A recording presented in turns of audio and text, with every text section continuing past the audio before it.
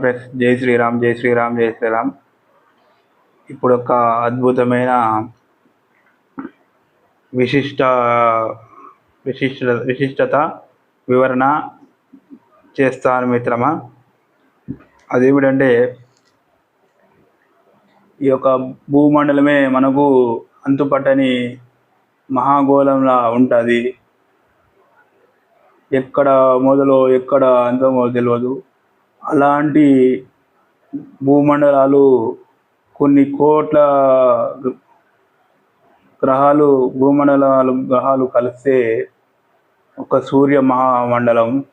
అలాంటి మహామండలాన్ని సూర్యనారాయణుని ఒక ఫలం అనుకొని పూజించడానికి వచ్చిన మహాస్వామి హనుమంతుల వారు ఎంత పెద్దగా, ఎంత భారీగా ఆ స్వామి వారి రూపం ఉండాలి.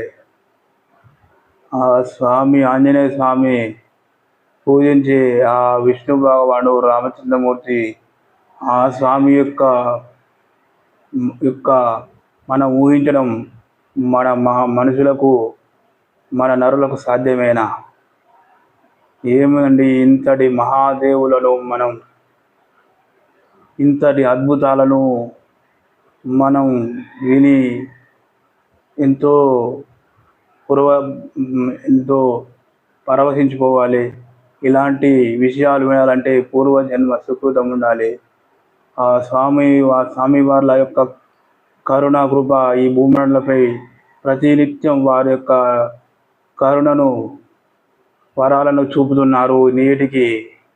అంటే అంతటి మహాస్వాములు మనపై మనము జై శ్రీరామ్ అని, రామ రామ అని తెలిస్తే మన యొక్క సమస్యలను మనం తీస్తున్నారంటే, మనం ఇంత సూక్ష్మమైన ప్రాణులైనా అంత మహాదేవుడు మనను చూసి మనం రక్షిస్తున్నాడంటే చూడండి, ఒకటి అర్థం చేసుకోండి. ఆ స్వామి అనంతం.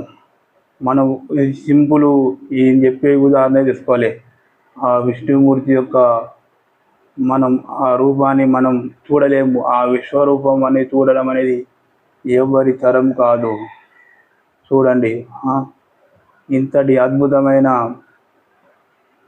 మహాదేవులను మనం నిత్యం పూజించాలి, నిత్యం స్మరించాలి. రామనామ జపం నిరంతరం ఆ గుండెలో రామ రామ రామ రామ అని ప్రతిధ్వనించాలి. నా గుండె రామ రామ రామ అని నిరంతరం